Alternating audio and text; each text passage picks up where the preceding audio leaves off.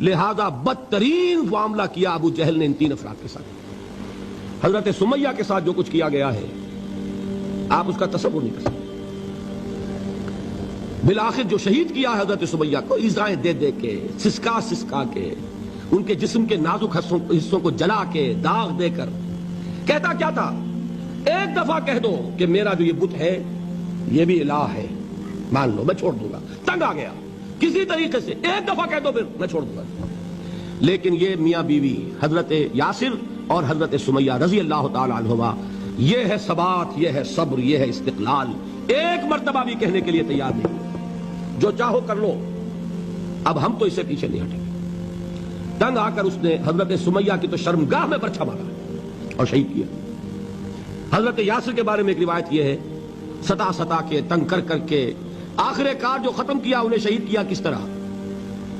4 سانڈ اونٹ جوان، ان سے رسے باندھے، ایک رسے سے ایک بازو باندھا، دوسرے سے دوسرا بازو باندھا، تیسرے سے ایک ٹانگ باندھی، چوتھے سے دوسری ٹانگ باندھی، اور چاروں کو دوڑایا ہے کہ جسم کے پرختے ہوئے۔ اس حال میں کیا ہو رہا تھا وہ میں بتا رہا ہوں کہ اللہ تو تاکید کر رہا ہے اپنے نبی کو، اصبر وَلِرَبِّكَ فَاصْبِرْ وَاصْبِرْ عَلَىٰ مَا يَقُولُونَ وَاصْبِرْ وَمَا صَبْرُكَ إِلَّا بِاللَّهِ وَاصْبِرْ لِحُكْمِ رَبِّكَ وَلَا تَكُنْ كَصَاحِبِ الْحُوتِ۔ اس وقت سامنے سے حضور گزرتے تھے جبکہ آل یاسر کے ساتھ یہ معاملہ ہو رہا ہے، کیا فرماتے تھے؟ اصبروا یا آل یاسر فَإِنَّ مَوْعِدَكُمُ الْجَنَّةُ، اے یاسر کے گھر والوں صبر کرو، جھیلو، اس لیے کہ تمہارے وعدے کی جگہ جنت ہے۔ اللہ تعالیٰ ادھر آنکھ بند ہوگی، ادھر جنت میں تمہارا داخلہ ہو جائے گا۔ یہ ہے تواصوا بالصبر والعصر ان الانسان لفی خسر۔ یہ تواصوا بالصبر پر کون عمل کر رہا ہے؟ محمد الرسول اللہ صلی اللہ علیہ وسلم۔ اس میں بھی ایک بات ہے، وہ بھی سمجھ لیجئے، دین میں جہاں عظیمت ہے رخصت کا پہلو بھی ہے۔ یہ جو نوجوان تھے، یہ بوڑھے والدین کا تو وہ مقام ہے، یہ رتبہ بلند ملا جس کو مل گیا۔ ہر مدعی کے واسطے دار و رسن کہاں؟ حضرت سمیہ اور حضرت یاسر۔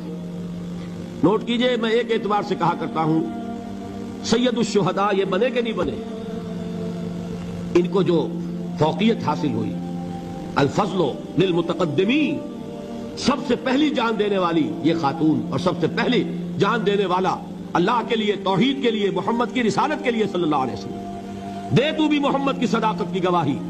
یہ صداقت کی گواہی دیتے ہوئے انہوں نے اپنی جانیں دے دی۔ لیکن جو نوجوان عمار ہے اس نے رخصت کی راہ اختیار کی، جھیلا نہیں گیا، برداشت نہیں ہو سکا، ایک مرتبہ کلمہ کفر زبان سے نکال دیا، ابو جہل نے چھوڑ دیا، لیکن اب پشیمانی طاری ہوئی ہے، میں کیا کر بیٹھا۔